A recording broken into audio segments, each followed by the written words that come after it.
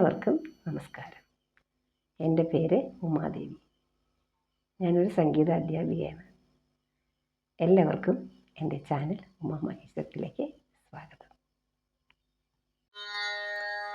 ദേവദേവ തലയാമി തേ ചരണാംബുജ സേവനം. ദേവദേവ തലയാമി തേ ചരണാംബുജ സേവനം. ദേവദേവ തലയാമി തേ ചരണാംബുജ സേവനം. ദേവ കലയാമി തേ ചരണാംബുജ സേവനം.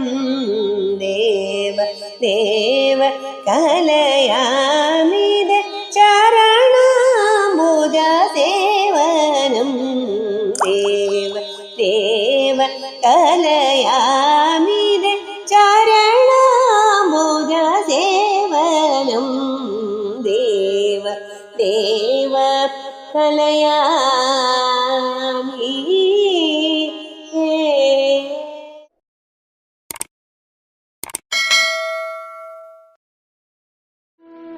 ഗുരുവായൂരപ്പ നാരായണ അഖില ഗുരു ഭഗവൻ നമസ്തേ.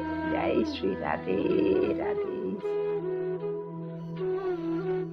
ഇന്ന് ഞാൻ 17ാമത്തെ ഹരിനാമകീർത്തനത്തിലെ 17ാമത്തെ ശ്ലോകത്തിൻ്റെ അർത്ഥവുമായിട്ടാണ് വന്നിരിക്കുന്നത്. ഈ വന്ന മോഹമകലെപ്പോവതിന് പുനരീവണ്ണമുള്ളൊരുപദേശങ്ങളില്ലുലകിൽ ജീവന് കൃഷ്ണഹരി ഗോവിന്ദ രാമ ഇതി നാമങ്ങളൊന്നൊഴിയെ നാരായണായ നമ. മായാമോഹത്തിൽപ്പെട്ടുഴലുന്ന ജീവന് കൃഷ്ണ, ഹരേ, ഗോവിന്ദ, രാമ എന്നിങ്ങനെയുള്ള തിരുനാമങ്ങളെ സ്തുതിക്കുകയും കീർത്തിക്കുകയുമല്ലാതെ വേറെ എന്താണൊരു പോംവഴി? ഇവിടെ ദ്വൈതമെന്ന ആ ഭ്രമം മാറുന്നതിന് വേണ്ടി ഈ നാമകീർത്തനങ്ങൾ മാത്രമേ ഒരു പോംവഴിയുള്ളൂ എന്നാണ് നമ്മുടെ ആചാര്യൻ ഇവിടെ പറയുന്നത്. നാരായണനായിക്കൊണ്ട് നമസ്കാരം. ഇവിടെ നമ്മുടെ ഈ മായ, അവിദ്യ എന്ന് പറയുന്നത് അജ്ഞാനം, നമ്മുടെ മായ, മിഥ്യയാണിത്. ഇത് മിഥ്യ എന്ന് പറയാൻ കാരണം എന്ന് വെച്ചാൽ ഇവിടെ ഉണ്ടായിരിക്കുന്നത് ഒന്നും നമ്മൾ തിരിച്ച് വീണ്ടും വരുന്നതല്ല. അതിന് അവസാനമുണ്ട്. അത് ഒരിക്കലും നിലനിൽക്കുന്നില്ല എന്നാണ് ഇവിടെ അവിദ്യ കൊണ്ട് പറയുന്നത്. കാരണം നമുക്ക് തോന്നുന്നു നമ്മളെല്ലാം ചെയ്യുന്നുണ്ടല്ലോ, ഇതൊക്കെ സത്യമല്ലേ, ആഹാരം കഴിക്കുന്നു, കുളിക്കുന്നു, ഒരുങ്ങുന്നു, യാത്ര ചെയ്യുന്നു, പോകുന്നു, ഇതെല്ലാം സത്യമാണല്ലോ, ഈ നമ്മൾ ഉൾപ്പെടെ സത്യമല്ലേ എന്ന് നമുക്ക് തോന്നും. പക്ഷേ അല്ല. കാരണം നമ്മളെല്ലാം ഈ കാണുന്നവയെല്ലാം നമ്മളും വരെ, ഈ ശരീരം വരെ നശിച്ചു പോകും. അവിടെ വെറും ആത്മാവ് മാത്രമേ പിന്നെ ഉണ്ടാവുള്ളൂ. അതുകൊണ്ട് കൃഷ്ണൻ പറയുന്നത് ഭഗവത്ഗീതയിൽ ഒരിക്കൽ നശിക്കാനോ നശിപ്പിക്കാനോ ഒന്നിനും പറ്റാത്ത ഒരു ഇതാണ് ആത്മാവെന്നും അതെന്നും നിലനിൽക്കുമെന്നും നമ്മുടെ ഈ ശരീരം മാത്രമേ ഇവിടെ നശിച്ചു പോകുന്നുള്ളൂ എന്നുള്ള സത്യം ഭഗവത്ഗീതയിലൂടെ നമ്മളെ ഭഗവാൻ പഠിപ്പിക്കുന്നുണ്ട്. അപ്പോൾ ഈ അജ്ഞാനം മാറാൻ വേണ്ടിയിട്ട് നമ്മൾ മാറുന്നതിന് വേണ്ടി ഈ ഹരിനാമകീർത്തനത്തിൽ ആചാര്യൻ പറയാണ്, കൃഷ്ണ, ഗോവിന്ദ, ഹരേ, രാമ എന്നിങ്ങനെ നമ്മൾ സദാ നാമകീർത്തനം ജപിക്കുമ്പോൾ ആ നാമകീർത്തനത്തിലൂടെ നമ്മളിലെ ആ ആത്മശക്തി മനസ്സിലാവുകയും ആ രീതിയിൽ നമ്മൾ മുമ്പോട്ട് പോയി ഈ താൽക്കാലികമായത് നമ്മൾ ക്ഷമിക്കാനും പൊറുക്കാനും ഒക്കെ നമ്മൾ പഠിക്കും. കാരണം ഇത് നഷ്ടപ്പെടും എന്ന് നമുക്കറിയാം അല്ലേ. അപ്പോൾ നമ്മുടെ കൂടെയുള്ളവർ പലരും പോവും. അപ്പോൾ അത് കണ്ട് നമുക്ക് കരഞ്ഞുകൊണ്ട് നിൽക്കാനുള്ള നേരമില്ല. കാരണം ഇത് സത്യമല്ല, ഇത് മിഥ്യയാണ്. താൻ ഉൾപ്പെടെ എപ്പോഴും ഇവിടുന്ന് പോകാം. അപ്പോൾ അതിനൊരു ഗതി, സത്യം പറഞ്ഞാൽ മനുഷ്യർക്ക് ആ ഒരു ചിന്താഗതിയിൽ നമ്മൾ വിഷമിക്കുമ്പോൾ ഇതെല്ലാം നശ്വരമാണ്, നമ്മുടെ കൂടെയുള്ളവരൊക്കെ നഷ്ടപ്പെട്ടു പോകും എന്നൊക്കെയുള്ള കാര്യങ്ങൾ നമ്മൾ ചിന്തിക്കുമ്പോൾ നമുക്ക് ആകെയുള്ള ഒരു ഉപായം, ഒരു ഗതി എന്ന് പറയുന്നത് ഈ തിരുനാമ സങ്കീർത്തനം ജപിക്കുകയും നമ്മളതെന്ത് ചെയ്യണം, അത് ഉരുവിട്ടുകൊണ്ടിരിക്കുകയും ചെയ്യണം. എങ്കിൽ മാത്രമേ നമുക്ക് നമ്മുടേതായ ഒരു ആത്മശക്തി ഉണ്ടാവുകയുള്ളൂ. കാരണം ഈ തിരുനാമ കീർത്തനം നമ്മൾ എപ്പോൾ ഒഴിവാക്കുന്നോ അന്ന് നമ്മൾ എന്ത് ബാധിക്കും? മായ ബാധിക്കും. മായയ്ക്ക് അത്രയും ശക്തിയാണ്. ഇവിടെ സന്യാസിമാർ പോലും മറ്റുള്ളവരോട് സമ്പർക്കം ഉണ്ടാകാതിരിക്കുന്നത് എന്തുകൊണ്ടാണ്? അവരാർജിച്ചെടുത്ത ആ സമ്പ്രദായം എപ്പോൾ വേണമെങ്കിലും അവരുടെ കയ്യിൽ നിന്ന് പോവാം. കാരണം സംസർഗം, ഈ മായ എന്ന് പറഞ്ഞ ശക്തി ഭയങ്കരമാണ്. പ്രകൃതിക്ക് ഒറ്റ ചിന്ത മാത്രമേ ഉള്ളൂ. ഇവിടെ സൃഷ്ടിയാണ്. അതാണ് പ്രകൃതി, ഇത് സൃഷ്ടി എന്നുള്ള ഒരു സമ്പ്രദായമാണ്. സൃഷ്ടി നടത്തുന്നതാണ് അമ്മ, മായാദേവിയായ അമ്മ. മായാസ്വരൂപിണിയായ അമ്മ അവിദ്യ. ആ അവിദ്യയെ നമ്മൾ തിരിച്ചറിയണം. ഇത് മിഥ്യയാണെന്ന് അറിഞ്ഞ് എന്ന് നമ്മൾ ആ അവിദ്യയെ എന്ന് നമ്മൾ മനസ്സിലാക്കുന്നുവോ അന്ന് നമുക്ക് ആ അവിദ്യയുടെ കാരണമായ മായാശക്തിയായ പരബ്രഹ്മത്തിൻ്റെ ഭാഗമാണ്, പരബ്രഹ്മമാണ്. അത് രണ്ടല്ല, ഒന്നാണ്. അത് അദ്വൈതം. അത് ഒന്ന് രണ്ടായിട്ട് കാണാൻ പറ്റില്ല, അത് ഒന്നാണ്. അത് സൃഷ്ടിക്ക് വേണ്ടി, പ്രപഞ്ച സൃഷ്ടിക്ക് വേണ്ടി മാത്രമാണ് മായാസ്വരൂപിണിയായി വന്ന് നമ്മൾ ഇവിടെ സൃഷ്ടി നടത്തുന്നത്. അപ്പം അതുകൊണ്ട് ആ സൃഷ്ടി എന്ന് പറഞ്ഞാൽ ഈ മായ എന്നും നശിക്കാവുന്നതാണ്, എപ്പോൾ വേണമെങ്കിലും നശിച്ചു പോകാവുന്നതാണ്. അപ്പോൾ അത് മിഥ്യയാണെന്നും നമുക്ക് എപ്പോഴും എന്നും ഇതിങ്ങനെ ഒരാൾ മരിക്കാതെ ഇരിക്കുകയാണെങ്കിൽ നമുക്ക് പറയാം, എന്നായാലും മരിക്കും. ശിലതാദികൾ മൺമറയും, വൃക്ഷങ്ങളും ഭൂമിയിൽ എന്തെല്ലാം ഉണ്ടായോ അതെല്ലാം കാലാന്തരങ്ങളിൽ ഇങ്ങനെ യുഗപരിവർത്തനങ്ങൾ മാറിക്കൊണ്ടേയിരിക്കും, അതെല്ലാം പോകും. അപ്പോൾ അത് മിഥ്യയാണെന്ന്, പ്രപഞ്ചത്തിലെ ഈ സൃഷ്ടികളെല്ലാം മിഥ്യയാണെന്ന്. അതുകൊണ്ട് അതിൽ നിന്ന് നമ്മളെ മനസ്സിനെ ഏകീകരിക്കുക. നമ്മളാരെന്ന്, നമ്മൾ എവിടുന്ന് വന്നു എന്നില്ലേ, നമ്മുടെ ആത്മാവ്. ഈ ആത്മാവിനെ തിരിച്ചറിയാനും നാമസങ്കീർത്തനം, കഴിഞ്ഞ എപ്പിസോഡിൽ ഞാൻ പറഞ്ഞു, നാമസങ്കീർത്തനം ഒന്നുകൊണ്ട് മാത്രമേ നമുക്ക് എന്ത് കിട്ടുള്ളൂ, ഈ തിരിച്ചറിവുണ്ടാവുള്ളൂ നമ്മൾ ആത്മാവാണെന്ന്. അല്ലെങ്കിൽ ഞാൻ എന്ന ഭാവത്തിൽ നമ്മളിവിടെ ഈ മായയിൽപ്പെട്ട് നമ്മൾ എന്തായാലും കർമ്മം നേടുന്നവരായിട്ട് മാറിപ്പോകും. അതിനാണ് നമുക്ക് ഈ ബുദ്ധി ഉപദേശിച്ച് തന്നിരിക്കുന്നത്. ഇത് മിഥ്യയാണ്. നമ്മൾ നാമസങ്കീർത്തനങ്ങളിലൂടെ, പുസ്തകപാരായണങ്ങളിലൂടെ, സത്സംഗത്തിലൂടെ നമ്മളത് മനസ്സിലാക്കി അതിനെപ്പോഴും നിലനിർത്തണം. ഇവിടെ ആത്മാവിൻ്റെ വിസ്മൃതിയെക്കുറിച്ച് വിദ്യാരണ്യ സ്വാമികൾ തൻ്റെ പഞ്ചദിശയിൽ ഒരു ദൃഷ്ടാന്തം പറയുന്നുണ്ട്. അതായത് 10 പേർ ഒരുമിച്ച് ഒരു വഴിയാത്രയ്ക്ക് പോവുകയാണ്. ഈ 10 പേരും വഴിയാത്രയ്ക്ക് ഒരു നദി കടക്കേണ്ട ആവശ്യമുണ്ടായിരുന്നു. ആ സമയത്ത് ഇവരെല്ലാം ഓരോരുത്തരും നദിയിൽ കടന്ന് അക്കരെ എത്തിയിട്ട് എന്തായി, അവിടെ ചെന്നിരുന്നവരെ എണ്ണി നോക്കുകയാണ്. 10 പേരും തികച്ചുണ്ടോ എന്ന് എണ്ണി നോക്കുകയാണ്. ഓരോരുത്തരെ എണ്ണിയിട്ടും എണ്ണം 9 ഉള്ളൂ. അവസാനം ഇവർക്ക് എന്താ, ഇവർ എണ്ണിയവരാരും അവരെ എണ്ണുന്നില്ല. അവരുടെ ആ മായ, അതായത് മായയിൽപ്പെട്ടു ആ അജ്ഞാനം ഉണ്ടോ ഇല്ലേ എന്നൊക്കെ ഒരു തിരിച്ചറിവില്ലാതെ അവരെന്ത് എണ്ണില്ല. അപ്പോൾ ഇവർ കൂട്ടത്തോടെ നിലവിളിക്കുക. ഈ 10 പേരും ഉണ്ടായില്ല, പക്ഷേ ഇവർ എണ്ണുമ്പോഴെല്ലാം അവരെ എണ്ണാതെ, ഓരോരുത്തരെ എണ്ണുമ്പോഴും തന്നെ എണ്ണാതെ ബാക്കിയുള്ളവരെ എണ്ണുകയാണ്. അപ്പോൾ 9 പേരേ ഉള്ളൂ. അങ്ങനെ വെള്ളത്തിൽ വീണുവെന്ന് ചത്തുപോയെന്ന് പറഞ്ഞ് ഇവർക്കൊന്ന് കരഞ്ഞ് വിളിച്ചു കൂട്ടം നിലവിളി നടത്തിയപ്പോൾ എന്താവുന്നു, ഒരാൾ അതുവഴി ഒരു വഴി പോക്കാൻ പോയി. അപ്പോൾ അങ്ങനെ ഇത് കണ്ടുകൊണ്ട് വന്ന് പറഞ്ഞു, എല്ലാവരെയും പിടിച്ച് നിരത്തി നിർത്തിയിട്ട് മൊത്തം എണ്ണി. ഇതിലവരെ കാണിച്ചു 10 പേരും കൊണ്ട് തൃപ്തിയായി. അപ്പോൾ ഈ എന്തുകൊണ്ടാണ് തന്നെ മറക്കുക എന്ന് പറയുന്നത് വെച്ചാൽ ആത്മാവിന് ഉണ്ടാകുന്ന വിസ്മൃതിയാണ്. തന്നെ കൂടാതെ ഒരു ഇതുണ്ടാവും. അപ്പോൾ എന്താവും, ആത്മാവിനെ മനസ്സിലാക്കാൻ നമ്മൾ ജീവിക്കുമ്പോൾ നമുക്ക് ഈ മായ ഭയമാണ്. എന്തൊക്കെ സംഭവിക്കും, എവിടെയൊക്കെ ഏതൊക്കെയാണെന്ന് ഒരു തിട്ടവും പിടിയുമില്ല. ഒരു ഊരാ കുടുക്കാണ് ഈ മായ. അത്രയ്ക്ക് ശക്തിയുള്ളതാണ് ഈ മായാശക്തി. അത് അമ്മ നമ്മളെ ദേവി നമ്മളെ കളിപ്പിക്കുന്നതാണ്, ലീലയാടുന്നതാണ്. അപ്പോൾ അതിൽ നിന്ന് നമ്മൾ രക്ഷപ്പെടണമെങ്കിൽ എന്ത് വേണം, നമുക്ക് ഈ നാമസങ്കീർത്തനം തന്നെ ആണ് അതിൻ്റെ ഒരു ഉപാധി എന്നാണ് എല്ലായിടത്തും എല്ലാ സ്ഥലങ്ങളിലും ഊന്നി പറയുന്നുണ്ട്. ഏത് പുസ്തകം എടുത്താലും പറയുന്നത് നമ്മൾ ആത്മാവാണ് നമ്മളിരിക്കുന്നതെന്ന്. ആ ആത്മാവ് യഥാർത്ഥ ബോധസ്വരൂപന പരമാത്മാവിൻ്റെ അംശമാണെന്നും അത് അവിടെയാണ് നമ്മൾ എത്തേണ്ടതെന്നും അതിനെ നമ്മളെപ്പോഴും എന്താണ് ബലപ്പെടുത്തിക്കൊണ്ടിരിക്കണമെന്നും ആ ഒരു ചിന്തയാലെ നമ്മുടെ ജീവിതം കൊണ്ടുപോകണമെന്ന് പറയുന്നതിൻ്റെ കാരണം ഇതാണ്. ഇടയ്ക്ക് വെച്ച് നമ്മുടെ ആത്മാവിന് വിസ്മൃതി ഉണ്ടെങ്കിൽ മായ നമ്മളെ പിടിച്ചു വലിക്കും. മായാശക്തിക്ക് അങ്ങനെയാണ്. അപ്പം നമ്മൾ ഏത് സമയവും ഹരിനാമം ജപിക്കുക, ഏത് സമയവും ജപിച്ചുകൊണ്ടിരിക്കുക. അങ്ങനെ ആ ജപത്തിലൂടെ നമ്മളെ ആ ആത്മശക്തി മുമ്പോട്ട് നയിക്കും.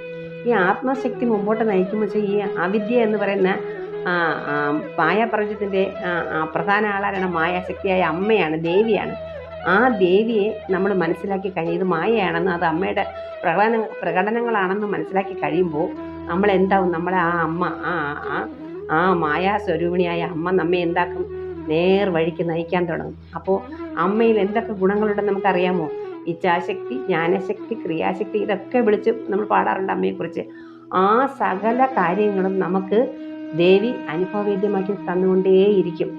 ഇത് നമ്മൾ മഹാത്മാക്കൾ പറയാറില്ലേ, ഈ ലോകത്തിൽ ഏത് മഹാത്മാക്കളും നമ്മൾ ഉദാഹരണം എടുക്കുകയാണെങ്കിൽ നമ്മുടെ മഹാത്മാഗാന്ധിയെ തന്നെ എടുക്കാം. മഹാത്മാഗാന്ധി ശ്രീരാമനെ ആരാധിച്ച് ജീവിതം കൊണ്ടുപോയ ആളാണ്. അതിലൂടെയാണ് മഹാത്മാഗാന്ധിയുടെ എല്ലാ കാര്യങ്ങളും മഹാത്മാഗാന്ധി ഒരേ ദിശയിൽ കൊണ്ടുപോയിട്ടുണ്ട്. കാരണം എൻ്റെ സത്യാന്വേഷണ കഥകൾ മഹാത്മാഗാന്ധി ഇത് എല്ലാവരും ഒക്കെ വായിച്ചിട്ടുണ്ടാവും. അപ്പോൾ അത് പറയുകയാണ്, അവിടെ ഈ മഹാത്മാഗാന്ധി ഈ ഉപാസകനായിരുന്നു. അദ്ദേഹം ഈശ്വരനെ അറിഞ്ഞ ആളാണ്, മഹാത്മാവാണ്. അതായത് അദ്ദേഹത്തിന് ഈ പറഞ്ഞതുപോലെ ആ ജീവിതചര്യ തന്നെ നമുക്ക് നോക്കിയെടുക്കാം മഹാത്മാഗാന്ധിയുടെ, അല്ലേ? വസ്ത്രധാരണമാവട്ടെ, ആഹാര രീതിയാവട്ടെ, പ്രവർത്തനങ്ങളാകട്ടെ. അപ്പോൾ ആ എല്ലാ ശക്തിയും മഹാത്മാവായി വരുന്ന ആൾക്കാർക്കുണ്ടാവും. എന്താണ് ഈ ക്രിയാശക്തി, ജ്ഞാനശക്തി, പിന്നെ ഇച്ഛാശക്തി എന്ന് പറയുമ്പോൾ നമ്മൾ എന്താണോ നമുക്ക് മനസ്സിൽ ആഗ്രഹിക്കുന്നത് ആ കാര്യങ്ങൾ നമുക്ക് ആലോചനയോടുകൂടി അതിനെ പ്രവർത്തിപ്പിച്ച് അതിൻ്റെ ഉന്നത നിലയിൽ എത്തിക്കാനുള്ള ഒരു കഴിവ് നമുക്ക് ഈ പരബ്രഹ്മമായ ഭഗവതിയിൽ നിന്ന് നമുക്ക് കിട്ടും. അതൊക്കെയാണ് നമുക്ക് ഈ ആത്മജ്ഞാനത്തിലൂടെ നമ്മൾ നേടിയെടുക്കുന്ന കഴിവുകൾ. അപ്പോൾ നമ്മൾ എന്തായിരിക്കും, അങ്ങനെയുള്ള ആ മഹാത്മാക്കൾക്ക് പ്രത്യേകതയുണ്ട്. കാരണം അവർ ഉപാസനയുള്ളവരാണ്, സത്യാന്വേഷികളാണ്. കാര്യങ്ങൾ മനസ്സിലാക്കാനും പ്രവർത്തിക്കാനും അതിനനുസരിച്ച് അവരിൽ എന്തെങ്കിലും കാര്യങ്ങൾ ഉണ്ടാക്കിയെടുത്ത് അതിനെ പ്രവർത്തിപ്പിക്കാനും അതിനെ വിപുലീകരിച്ച് മറ്റുള്ളവരിൽ പ്രാവർത്തികമാക്കാനുമുള്ള കഴിവ് ഈ ഉപാസനയിലൂടെ അവർക്ക് കിട്ടുന്നുണ്ട്. അതായത് മഹാത്മാഗാന്ധി നമ്മൾ എടുക്കുമ്പോൾ പ്രത്യേകിച്ചും പറയാനുള്ള കാര്യം, നമ്മുടെ ഭാരതത്തിന് സ്വാതന്ത്ര്യം നേടിത്തരാനുള്ള ആ ഇച്ഛാശക്തി, ആ ജ്ഞാനശക്തി, ആ ക്രിയാശക്തി അണികളെ നിരത്തി അതിൻ്റെ മുന്നിൽ നിന്ന് നമ്മുടെ രാജ്യത്തെ സ്വാതന്ത്ര്യം നേടിത്തരാനുള്ള ആ കഴിവ്, അത് മഹാത്മാക്കൾക്ക് ഈശ്വരനല്ലേ സാധിക്കുകയുള്ളൂ. ആ ഒരു കഴിവ് ഉപാസനയിലൂടെ ഏത് ആൾക്കാർക്ക് ആരാണോ കൃത്യമായി, അത് ഒരു കാലം നമ്മൾ ഉപാസന വിടാൻ പാടില്ല. നമ്മൾ എപ്പോഴും അതിൽ തന്നെ ആയിരിക്കണം. അങ്ങനെ നമുക്ക് ആ ആത്മജ്ഞാനം കിട്ടാൻ തുടങ്ങും. ആത്മജ്ഞാനത്തിൽ നിന്നാണ് നമ്മൾ ക്രിയേറ്റിവിറ്റി ഉണ്ടാകുന്നത്. ഇവിടെ സയൻറ്റിസ്റ്റുകൾ ഉണ്ടാകുന്നല്ലോ, അവരൊക്കെ അവരുടെ ലക്ഷ്യം എന്താണ്? അവർ ഓരോന്ന് കണ്ടുപിടിക്കുമ്പോൾ അവരുടെ ശ്രദ്ധ എവിടെയായിരിക്കും? അവർക്ക് കുടുംബങ്ങളിൽ അത്രത്തോളം ശ്രദ്ധ ഉണ്ടാകാൻ പറ്റില്ല. അവരെടുത്തിരിക്കുന്ന വിഷയം അതിനെക്കുറിച്ച് തന്നെ 24 മണിക്കൂർ ധ്യാനത്തിലാണ്. കാരണം ധ്യാനം എന്ന് പറഞ്ഞാൽ കണ്ണടച്ചിരിക്കുന്നല്ല, ഏതൊന്നിലാണോ, ഏത് വർക്കിലാണോ, ഏത് പ്രവൃത്തിയിലാണോ നമ്മുടെ ശ്രദ്ധ മുഴുവൻ കേന്ദ്രീകരിച്ച്, ഭഗവത്ഗീതയിൽ ഭഗവാൻ പറയുന്നുണ്ട് കർമ്മം, അതിൽ നമ്മളിങ്ങനെ ശ്രദ്ധ കേന്ദ്രീകരിച്ച് നമ്മൾ അതിനെ എന്താക്കുന്നു? അതിൻ്റെ ഉന്നതിയിൽ എത്തിക്കുന്നു. അത് ഈ 3 ഗുണങ്ങളാണ് അവർക്ക് കിട്ടുന്ന ഉപാസന. ഏത് തരത്തിലുള്ള ഉപാസന? കർമ്മത്തിലൂടെയുള്ള ഉപാസന. അതായത് ഏത് കാര്യമാണോ അവർ ചെയ്യാൻ ഉദ്ദേശിക്കുന്നത് അതിൻ്റെ അവസാനം വരെ കാണാൻ. അത് ഏതാണ്? പരബ്രഹ്മമായിട്ടുള്ള ബന്ധം തന്നെയാണ്. ഇപ്പോൾ ഒരു റോക്കറ്റ് വിക്ഷേപണം, അല്ലേ? തുമ്പയിൽ റോക്കറ്റ് സയൻറ്റിസ്റ്റുകാരല്ലേ, അവരെന്താ ചെയ്യുന്നത്? അവരുടെ വിദ്യാഭ്യാസത്തിന് ശേഷം അവർ ചെയ്യുന്നത് എന്താണ്? ഒരേ ചിന്തയാണ്. അവർ കണ്ടുപിടിക്കുന്നതിന് വേണ്ടിയിട്ടുള്ള ഓരോ കാര്യങ്ങൾ ചെയ്യുന്നതിലാണ് അവരുടെ ശ്രദ്ധ മുഴുവൻ പോകുന്നത്. അതൊരു തരം ധ്യാനമാണ്. ആ ധ്യാനത്തിലൂടെ അവരെന്ത് കണ്ടെത്തുന്നു? അവരുടെ വിജയം കണ്ടെത്തുന്നു.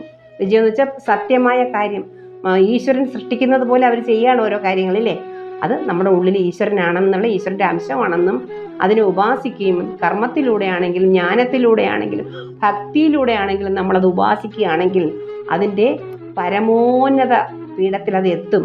അത് അവർ മഹാത്മാക്കൾ തന്നെയാണ് അവരെ. അതുകൊണ്ട് നമ്മൾ പറയുകയാണ്, ഈ അവിദ്യ എന്നുള്ള മായ പ്രപഞ്ചത്തെ നമ്മൾ മനസ്സിലാക്കി, നമ്മളിലിരിക്കുന്ന ആ ആത്മജ്ഞാനത്തെ മനസ്സിലാക്കി അതിനെ വളർത്താൻ, അതിനെ നമ്മൾ എടുക്കുകയാണെന്നുള്ളത് ഭഗവാന്റെ അംശമായ നമുക്ക് ആ ഭഗവാനിലെ ആ കഴിവുകളെല്ലാം നമ്മുടെ പരംപിതാവല്ലേ, അച്ഛനും അമ്മയും അല്ലേ പരബ്രഹ്മം എന്ന് പറയുന്നത് ആത്മാവിൻ്റെ. അപ്പോൾ ആ ആത്മാവിന് എന്ത് കൊടുക്കും? അവർ ആ ഉപദേശങ്ങൾ അതിലൂടെ കിട്ടും. അങ്ങനെ ഈ ലോകം നന്നാക്കാനും ഈ ലോകത്തിനെ പുരോഗമിപ്പിക്കാനും മറ്റുള്ളവർക്ക് ഉപകാരപ്രദമാക്കാനും ഒക്കെയുള്ള എല്ലാ ഗുണങ്ങളും ഈ ഒരു ഉപാസനയിലൂടെ, നാമസങ്കീർത്തനത്തിലാണെങ്കിൽ ഭക്തിമാർഗം, അല്ലെങ്കിൽ ക്രിയാമാർഗം, അല്ലെങ്കിൽ ജ്ഞാനമാർഗം, ഇങ്ങനെ ഓരോ തലത്തിലായിട്ടാണ് നമ്മൾ ഭക്തിയും ക്രിയയും ജ്ഞാനവും, ഇച്ഛ, ക്രിയ, ജ്ഞാനം, ഇത് 3ഉം ഒരുപോലെ പ്രവർത്തിപ്പിച്ച് പല കണ്ടുപിടുത്തങ്ങൾ നമ്മുടെ ഈ ഭൂമിയിൽ കണ്ടു. ഈശ്വരൻ തന്നെയാണ് മനുഷ്യൻ എന്നുള്ള അവസ്ഥയിൽ കൊണ്ടെത്തിക്കുന്നു, അല്ലേ?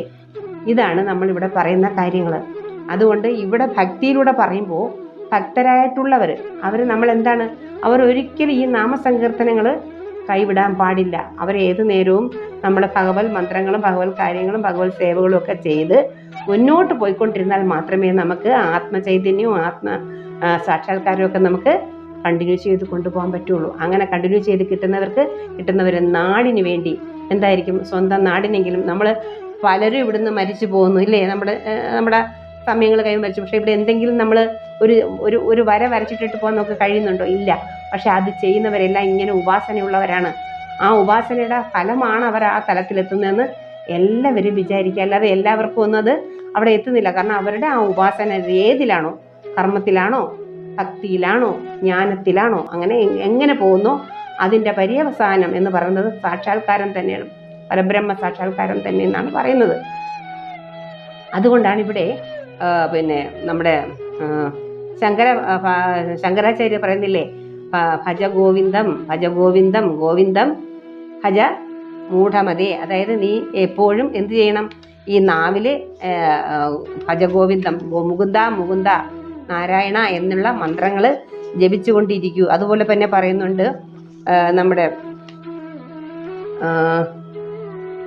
ബ്രൂഹി മുകുന്ദേതി രസനേ എന്ന് നമ്മുടെ സദാശിവ ബ്രഹ്മേന്ദ്രൻ പറയുന്നുണ്ട്. ഒരു കൃതിയുണ്ട്, അതിൽ പറയുന്നുണ്ട് രസന എന്ന് പറഞ്ഞാൽ നാവിനോട് പറയാണ്, നീ നിന്റെ നാവിൽ എന്നും എന്താണ് മുകുന്ദേതി എന്നുള്ള ആ ഒരു അത് രുചിക്കൂ, അത് മനസ്സിലാക്കൂ, അത് അനുഭവിക്കൂ. അതിൽ നിന്ന് നിനക്ക് ആനന്ദം, ആത്മമായ ആനന്ദം, പരമമായ ആനന്ദം നിനക്ക് നേടാൻ സാധിക്കും. അതുകൊണ്ട് ബ്രൂഹി മുകുന്ദേതി രസനേ എന്ന് പറയുന്നു ശങ്കരാചാര്യ. ഭജ ഗോവിന്ദം ഗോവിന്ദം ഭജ മൂഢമതേ. നമ്മൾ ഈ അജ്ഞാനം മാറുന്നതിന് വേണ്ടി നമ്മൾ ഭജ ഗോവിന്ദം അതിന് നാമസാധന എന്ന് പറയും. നാമസാധനയ്ക്ക് ഉദാഹരണങ്ങളാണ് ഈ പറയുന്നത്. അതുപോലെ തന്നെ എഴുത്തച്ഛൻ രാമായണത്തിലും മഹാഭാരതത്തിലും എന്ത് ചെയ്തിട്ടുണ്ട്, പലയിടത്തും ഈ നമ്മുടെ നാമമഹാത്മ്യത്തെക്കുറിച്ച് പ്രകീർത്തിച്ചിട്ടുണ്ട്. അതുപോലെ തന്നെയാണ് നമ്മുടെ തുളസീദാസൻ എന്ന് പറയുന്നത്, അദ്ദേഹത്തിൻ്റെ രാമചരിത മാനസത്തിലെ ഭക്തി നാമസങ്കീർത്തനത്തിൻ്റെ മഹിമകളെ കുറിച്ച് ഒരുപാട് വർണ്ണിച്ചിട്ടുണ്ട്. അതുകൊണ്ട് നമുക്ക് ഇതിൽ നിന്ന് മനസ്സിലാക്കേണ്ട എന്താണ്, ആചാര്യൻ നമ്മളോട് പറയുന്നത്, ഈ ഭൂമിയിൽ നമുക്ക് അവിദ്യ നമ്മളെ ഇടയ്ക്ക് കയറി ബാധിക്കാതിരിക്കാൻ, അവിദ്യ മീൻസ് അജ്ഞാനം, അതായത് പ്രകൃതി എന്നുള്ള മായ എന്നുള്ള അതിൽ വീണു പോവാതിരിക്കാൻ നമുക്ക് സദാ വേറെ ഒരു ഗതിയുമില്ല. അതിനുള്ള എല്ലാ ഉപദേശവും ഇത് തന്നെയാണ്. രാമ, കൃഷ്ണ, ഗോവിന്ദ, വാസുദേവ എന്നിങ്ങനെയുള്ള നാമസങ്കീർത്തനങ്ങൾ സദാ സ്മരിക്കുകയും സദാ എന്ത് ചെയ്യണം, കീർത്തിക്കുകയും ചെയ്തുകൊണ്ടേയിരിക്കൂ. എങ്കിൽ മാത്രമേ നമുക്ക് ഈ മായയിൽ നിന്ന് നമുക്ക് രക്ഷപ്പെട്ട് നമ്മുടെ ആത്മാവിന് ആത്മസാക്ഷാത്കാരം ലഭിക്കൂ എന്നാണ് ഇവിടെ നമ്മുടെ ആചാര്യൻ ഈ ഒരു ശ്ലോകത്തിലൂടെ നമ്മെ അറിയിക്കുന്നത്. ഇത്രയും പറഞ്ഞുകൊണ്ട് ഞാൻ ഇന്നത്തെ സത്സംഗം നിർത്തുന്നു. നന്ദി, നമസ്കാരം. അടുത്ത ശ്ലോകവുമായി ഞാൻ അടുത്ത ആഴ്ച വരുന്നതാണ്. എല്ലാവർക്കും നന്ദി, നമസ്കാരം. നാരായണായ നമഃ നാരായണായ നമഃ നാരായണായ നമഃ നാരായണായ നമഃ നാരായണ സകല സന്താപനാശന ജഗന്നാഥ വിഷ്ണു ഹരേ നാരായണായ നമഃ. ഈ വന്ന മോഹമകലെ പോവതിന്നു പുനരീവണ്ണമുള്ളൊരു ഉപദേശങ്ങളിൽ ഉലകിൽ ജീവന്നു കൃഷ്ണഹരി ഗോവിന്ദ രാമയിനി നാമങ്ങളൊന്നൊഴിയേ നാരായണായ നമഃ നാരായണായ നമഃ നാരായണായ നമഃ നാരായണായ നമഃ നാരായണായ നമഃ നാരായണ സകല സന്താപനാശന ജഗന്നാഥ വിഷ്ണു ഹരി നാരായണ